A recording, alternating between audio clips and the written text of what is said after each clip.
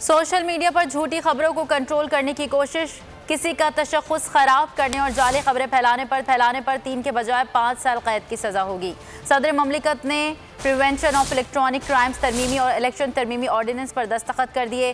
حکم نامے کے مطابق کسی بھی شخص کے ادارے کے خلاف جھوٹی خبروں سے پروپیگنڈے پر قانونی کارروائی ہوگی۔ فیک نیوز اور کردار کشی کے خلاف حکومت نے آرڈیننس جاری کر دیا۔ صدر مملکت عارف الوی نے prevention of electronic crimes ordinance پر دستخط کر دیے۔ آرڈیننس کے مطابق کسی بھی فرد کے تشخص پر حملے پر قید 3 سے بڑھا کر 5 سال کر دی گئی۔ آرڈیننس میں کہا گیا ہے کہ اگر کوئی دانستہ طور پر عوامی سطح پر انفارمیشن سسٹم کے ذریعے ایسی معلومات نشر کرے جو غلط ہو اور اس سے کسی شخص کی ساکھ یا ذاتی زندگی کو نقصان پہنچے تو اس پر 5 سال قید کی سزا ہوگی۔ جرم قابل دست اندازی قرار دیا گیا ہے جو کہ ناقابل ضمانت ہوگا۔ ٹرائل کورٹ 6 ماہ کے اندر کیس کا فیصلہ کرے گی۔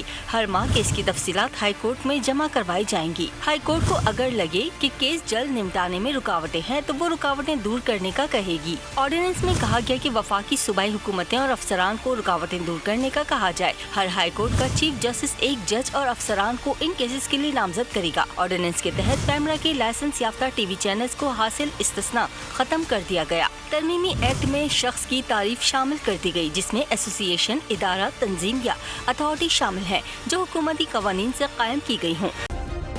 سبسکرائب کریں اور بیل دبائیں تاکہ کوئی خبر رہ نہ جائے۔